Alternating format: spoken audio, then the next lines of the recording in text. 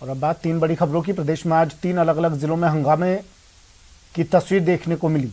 सवाई माधोपुर और उदयपुर में छात्रों ने जमकर बवाल काटा। वहीं उदयपुर में ही एसपी कार्यालय के बाहर एक महिला ने हाई वोल्टेज ड्रामा देखने को मिला। सवाई माधोपुर में छात्रों ने अवैध वसूली को लेकर विरोध जता रहे थे, जिसे लेकर पुलिस ने उन पर लाठियां भांजी। वहीं उदयपुर में साइंस कॉलेज में पीएचडी स्कॉलर्स ने एक छात्रा के साथ छेड़खानी की, जिसके बाद छात्रों का आक्रोश बढ़ गया और कॉलेज परिसर में विरोध प्रदर्शन किया।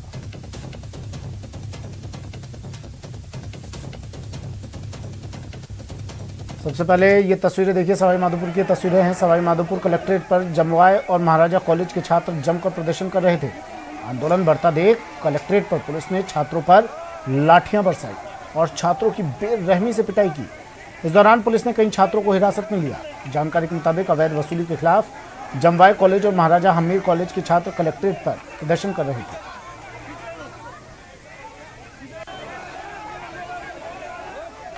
स्क्रीन पर आप छात्रों के हंगामे की तीन तस्वीरें देख रहे हैं। पहली तस्वीर पुलिस के साथ झड़प की है, दूसरी तस्वीर कॉलेज छात्रों की रैली की है, जबकि तीसरी तस्वीर पुलिस प्रशासन के प्रदर्शनकारियों से समझाइश से जुड़ी हुई है। इन छात्रों ने कॉलेज प्रशासन पर ज्यादा फीस वसूलने का आरोप लगाया और इसको लेकर कलेक्ट्रेट पर उग्र प्रदर्शन किया और स्थिति को काबू में करने के लिए पुलिस ने हल्का बल प्रयोग किया।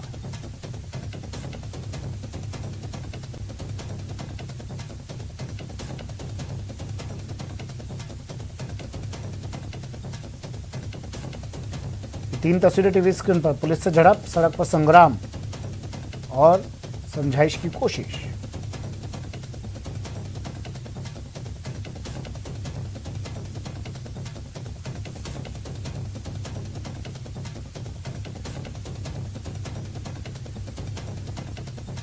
सवाई माधोपुर जिला मुख्यालय पर जमवाय कॉलेज तथा महाराजा हमीर कॉलेज के छात्र छात्राएं अवैध रूप से फीस वसूली को लेकर के लगातार 7 दिनों से आंदोलन की राह पर हैं। लगातार सवाई माधोपुर जिला मुख्यालय के कलेक्ट्रेट के समक्ष लगातार धरने प्रदर्शन किए जा रहे हैं। आप इस वक्त भी देख सकते हैं कि महाराजा हमीर कॉलेज और जमवाय कॉलेज के दर्जनों छात्र छात्राएं हैं, वे लगातार आंदोलन की राह पर हैं।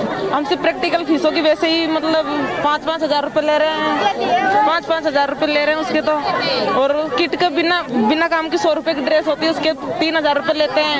तो मतलब सब वापसी होनी चाहिए और इसकी कॉलेज की मान्यता ही बिल्कुल रद्द होनी चाहिए। आप देख सकते हैं कि और भी कई यहाँ पर जो छात्र नेता हैं उनसे भी बात करने की कोशिश करते हैं। किस तरह की मांगे हैं आपकी? हमारी पिछले 7 दिन से मांग चल रही है छात्र छात्राओं की। हमारी मांग है कि हमसे जो अवैध वसूली की थी छात्रों से, वो फीस वापस दे, और जब तक फीस वापस नहीं करेंगे हमारा आंदोलन जारी रहेगा। हमारी प्रशासन से सकारात्मक वार्ता चल रही है।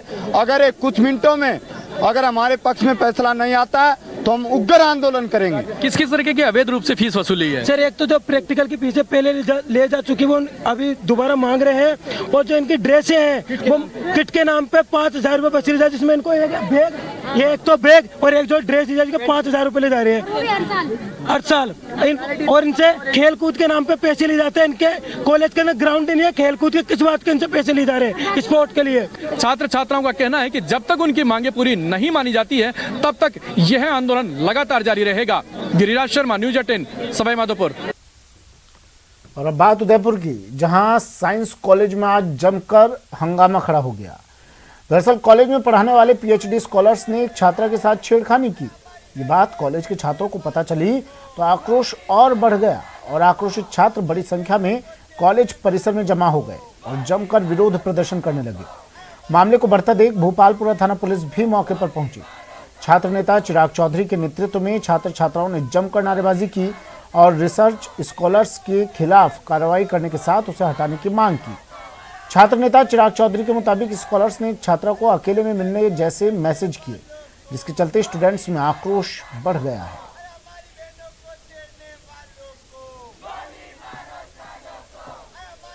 कमेंट करते हैं, थोड़े टीचर्स भी उनको मैसेज वगैरह करते हैं। तो ये फर्स्ट टाइम हुआ नहीं, पर मैं तो खुद है ना इस चीज से मतलब बहुत खुश हूँ कि आज किसी लड़की ने इन लड़कियों के लिए आवाज उठाई है। तो हम सब आपसे ये अपील करते हैं कि ये मैसेज अगर सब जितने भी टीचर्स देखेंगे इस उदयपुर में, जितने भी यूनिवर्सिटी स्कूल के टीचर है, तो देख ले, वो समझ जाए कि आज के बाद किसी भी लड़की के साथ वो कुछ गलत नहीं करे। और अब आपको दिखाते हैं उदयपुर की एक और तस्वीर, जहां एसपी ऑफिस के बाहर एक महिला का हाई वोल्टेज ड्रामा देखने को मिला। महिला ने ऑफिस के बाहर मरने की भी धमकी देने लगी। दरअसल मामला महिला से मारपीट का है। आरोप है कि महिला का पति नशे का आदी है। वो कई सालों से उसके साथ मारपीट कर रहा है, जिसे लेकर महिला ने कई बार थाने में केस भी दर्ज करवाया, लेकिन इस मामले में पुलिस ने अब तक कोई कार्रवाई नहीं की, जिसे लेकर महिला उदयपुर एसपी कार्यालय पहुंची और कार्रवाई की मांग करने लगी। हंगामा बढ़ता देख एसपी ने महिला को बुलाकर पूरी जानकारी ली और मामले को गंभीरता से लेते हुए जांच के आदेश दिए हैं।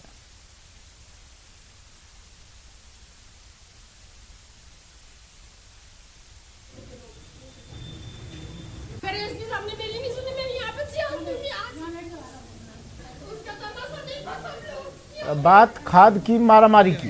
प्रदेश समेत झालावाड़ में भी इन दिनों खाद की किल्लत से अन्नदाता जूझ रहे हैं। रोजाना कई गांवों कस्बों में किसानों की खाद डीलरों की दुकानों के बाहर लंबी कतारें देखी जाती हैं, लेकिन प्रशासनिक अधिकारी जिले में पर्याप्त खाद आपूर्ति का दावा करते नजर आते हैं, लेकिन उनके दावे हकीकत से कोसों दूर हैं। जिले में 30 नवंबर तक यूरिया खाद की 59,000 मीट्रिक टन आवश्यकता थी, जबकि 41,941 मीट्रिक टन ही आपूर्ति हो पाई।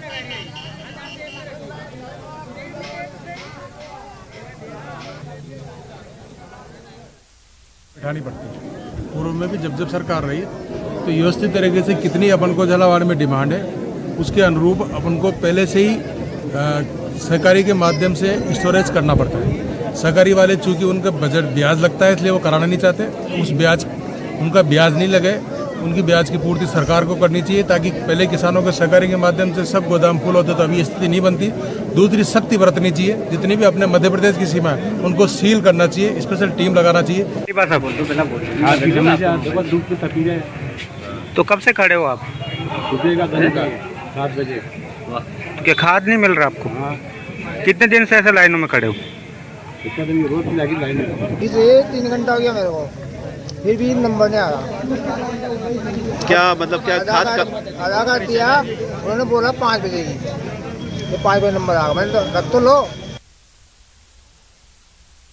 और अब बात बेईमानों पर एसीबी के डबल अटैक की। यह अटैक बीकानेर और चूरू में देखने को मिला है। बीकानेर में 4000 घूस लेते पटवारी ट्रैप हुआ, जबकि चूरू में जोधपुर डिस्कॉम के 2 कर्मचारी हत्थे चढ़े।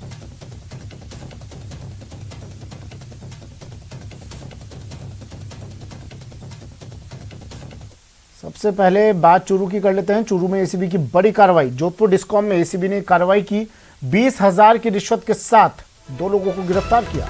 एसीबी की टीम ने बिजली कनेक्शन के लिए रिश्वत की डिमांड की गई थी।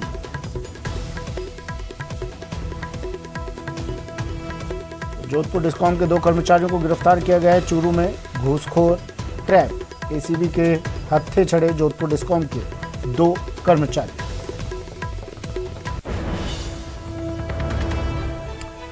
बीकानेर की तस्वीरें भी देख लीजिए। बीकानेर में भी एसीबी की बड़ी कार्रवाई। एसीबी के हत्थे चढ़ा पटवारी। एसीबी ने पटवारी को ट्रैप किया। जमीन के नामांतरण के लिए इसने रिश्वत की डिमांड की थी। पटवारी ने 4,000 रुपए की मांग की थी, जिसके बाद एसीबी ने कार्रवाई कर इसे ट्रैप किया।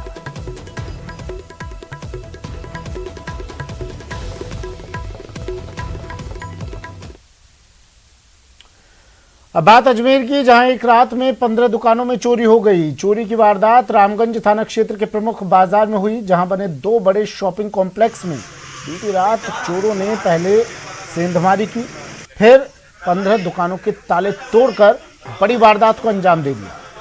चोरी की वारदात से स्थानीय व्यापारियों में गहरा आक्रोश है और लोग पुलिस की कार्यप्रणाली पर सवाल उठा रहे हैं।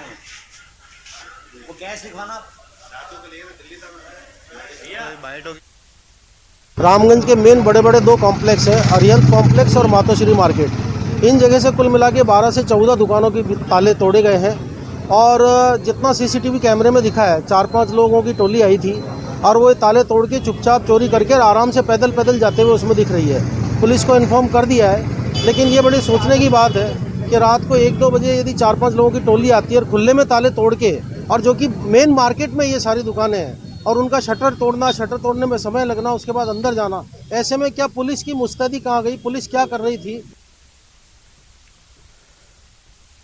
अजमेर के सम्राट पृथ्वीराज चौहान राजकीय महाविद्यालय में आज एनएसयूआई कार्यकर्ताओं ने प्रिंसिपल रूम में जमकर हंगामा किया और कॉलेज प्रशासन पर राजनीतिकरण करने का आरोप लगाया। दरअसल मामला 2 दिन पहले का है। एबीवीपी की ओर से आयोजित कार्यक्रम में बीजेपी नेता सरिता गैना को बुलाकर कार्यक्रम आयोजित करने और उसमें कॉलेज प्रिंसिपल की ओर से फीता काटने को लेकर एनएसयूआई ने आपत्ति दर्ज करवाई है और कहा कि कॉलेज में शिक्षा व्यवस्था जारी रहनी चाहिए, न कि राजनीति के कार्यक्रमों का अखाड़ा। इस दौरान कार्यकर्ताओं और पुलिस में धक्का मुक्की भी देखने को मिली।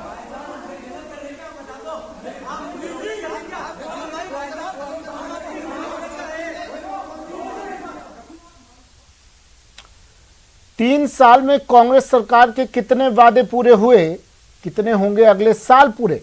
सरकार के 3 साल देखिए न्यूज़ 18 राजस्थान पर।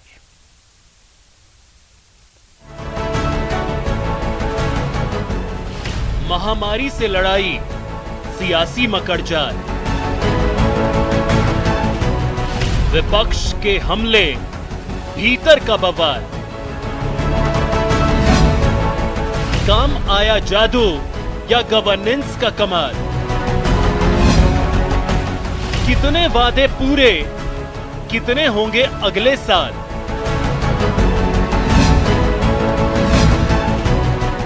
सरकार के 3 साल देखिए न्यूज़ 18 राजस्थान पर। वक्त एक ब्रेक का, जल्द हाजिर होंगे। ब्रेक के बाद स्वागत है आपका। बढ़ते हैं अगली खबर की ओर। 12 दिसंबर को महंगाई हटाओ रैली को लेकर कांग्रेस पार्टी उत्साहित है और पार्टी का फोकस अब सत्ता और संगठन को साथ में लेकर चलने का है। पीसीसी चीफ गोविंद सिंह डोटासरा ने कहा कि कार्यकर्ताओं के मान सम्मान का पूरा ध्यान रखा जाएगा। बिल्कुल निश्चित रूप से जल्दी होंगी, इसमें कोई अब ज़्यादा देर होने वाला समय नहीं है। आप देख सकते हैं कि जिस प्रकार से रैली कार्यकर्ताओं के कारण से हमारी महासफल रही है। रैली का टारगेट दिया था, हमने महारैली की राजस्थान में और सफल के बजाय महासफल हुई है। तो मैं समझता हूँ कार्यकर्ताओं का हक बनता है कि उनको जो भी राजनीतिक नियुक्तियां हो, मान सम्मान हो, उनके व्यक्तिगत काम हो, उनके सार्वजनिक काम हो, उसके ऊपर सरकार पूरी प्राथमिकता से काम करे। ये हमारा और आला कमान इसके ऊपर गंभीरता के साथ में काम कर रहा है और जल्द ही कार्यकर्ताओं को नियुक्तियां भी मिलेंगी और उनके होने वाले तमाम काम सत्ता और संगठन में होंगे। संगठन का भी हम लोग विस्तार करेंगे। ब्लॉक अध्यक्ष, जिला अध्यक्ष, नगर निगम, नगर निकाय, इनमें जहाँ जहाँ भी है वो नेता प्रतिपक्ष बनाने का काम, पीसीसी का जो है विस्तार वाला काम, ब्लॉक अध्यक्षों का काम और प्रकोष्ठों के गठन का काम, इनकी कार्यकारिणी जिलाओं की बनाने का काम, ब्लॉक अध्यक्षों की कार्यकारिणी बनाने का काम, वोटर लिस्ट का काम कर रहा है तो वो भी बीएलए वगैरह बना करके हम लोग वोटर लिस्टों को भी चुस्त दुरुस्त करने का काम करेंगे। गहलोत सरकार के आज 3 साल पूरे हो गए हैं। सरकार का दावा है कि 3 सालों में विकास के नए मापदंड स्थापित किए गए हैं। मंत्री मुरारी लाल मीणा का कहना है कि दौसा जिले में भी 3 सालों में हर क्षेत्र में विकास हुआ है। इसके साथ ही उन्होंने कहा कि सरकार किसानों के लिए पूरी तरह समर्पित है और आने वाले 2 सालों में किसानों के लिए कई योजनाओं की शुरुआत की जाएगी।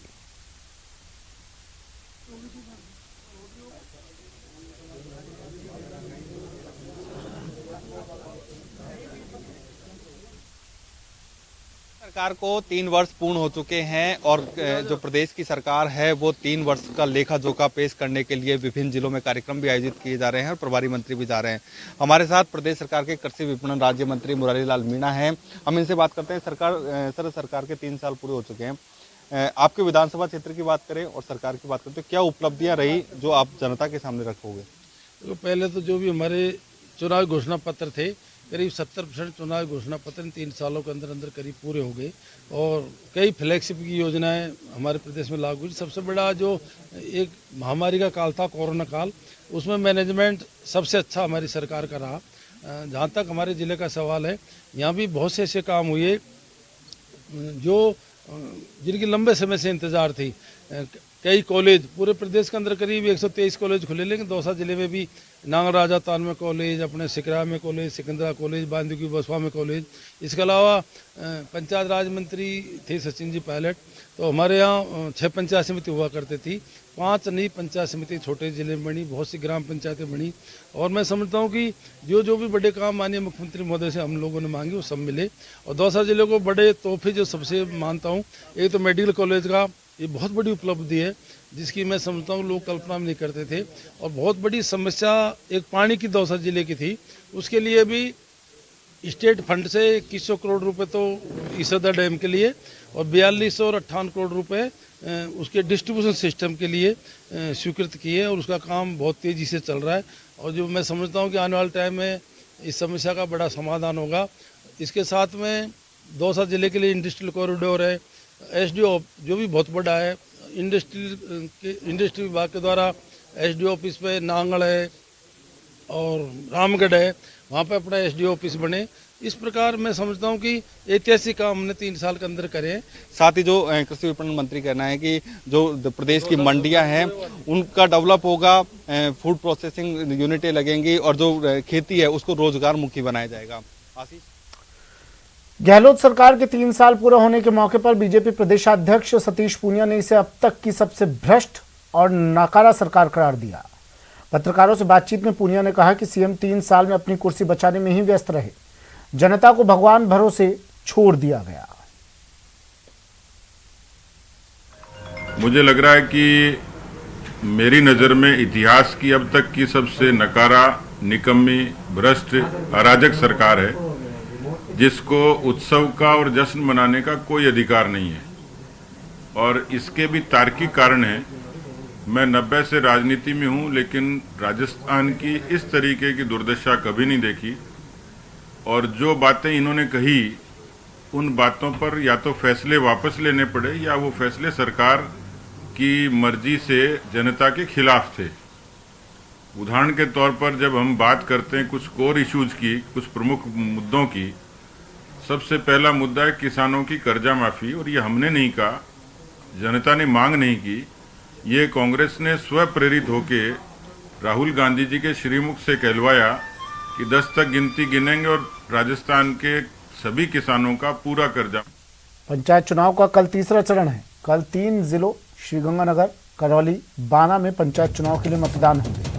वोटिंग को लेकर आज मतदान दल बूथों के लिए रवाना हुए। श्रीगंगानगर जिला परिषद सदस्य और पंचायत समिति सदस्यों के तीसरे चरण के चुनाव के तहत कल जिले की रायसिंह नगर, सूरतगढ़ और पदमपुर पंचायत समिति में चुनाव करवाए जाएंगे, जिसके लिए आज जिला निर्वाचन अधिकारी जाकिर हुसैन और पुलिस अधीक्षक आनंद शर्मा ने सभी मतदान कर्मियों को अंतिम चुनाव प्रशिक्षण दिया। वहीं करौली में पंचायत चुनाव के तहत जिले में मतदान दल अंतिम प्रशिक्षण के बाद रवाना हुए। 18 दिसंबर को जिले की टोडा भीम और नादौती पंचायत समितियों में पंचायत समिति और जिला परिषद सदस्यों के लिए मतदान होगा। वहीं बारा के किशनगंज और शाहबाद पंचायत समिति क्षेत्र में स्थापित 316 मतदान केंद्रों पर वोट डाले जाएंगे। दलों को रवानगी से पहले अंतिम प्रशिक्षण देकर मतदान केंद्रों के लिए रवाना किया गया। पंचायत चुनाव के तीसरे चरण में कल करौली के टोडा भीम और नादौती पंचायत समितियों के लिए वोटिंग होगी। इसके लिए ट्रेनिंग के बाद पोलिंग पार्टियों को रवाना किया गया। टोडा भीम पंचायत समिति के 32 वार्डों में 163 प्रत्याशी चुनावी मैदान में हैं, जबकि नादौती पंचायत समिति के 17 वार्डों में 76 प्रत्याशी चुनावी समर में हैं। वहीं जिला परिषद के 7 वार्डों में 27 प्रत्याशियों के भाग्य का फैसला होगा। दोनों पंचायत समितियों में कुल 311 मतदान केंद्र बनाए गए हैं।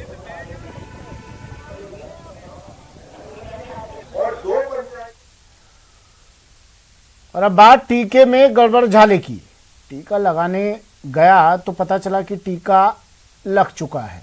यह अनोखा मामला दौसा के एक युवक से जुड़ा है। जिले के सिकराय के गढ़ोरा ग्राम पंचायत के एक युवक ने अपने गांव में ही कोरोना वैक्सीन की पहली डोज ली थी, लेकिन वो दूसरी डोज नहीं ले पाया। इस बीच युवक दिल्ली चला गया और जब समय आने पर दूसरी डोज के लिए दिल्ली के एक वैक्सीनेशन सेंटर पर पहुंचा तो बताया गया कि उसे दूसरी डोज 6 दिसंबर को ही लग चुकी है, जबकि युवक ने दूसरा टीका कभी लिया ही नहीं था। इस मामले में दौसा के सीएमएचओ सुभाष बिलोनिया ने बताया कि संभवतया ऑनलाइन तकनीकी कमी के कारण ये गड़बड़ी हुई। इसकी जांच करवाई जाएगी। मैं दिल्ली कैंट में सेकेंड डोज लगवाने गया तो वहां पर सेकेंड डोज 6/12/2021 को राजस्थान से ऑलरेडी छंटा दी गई।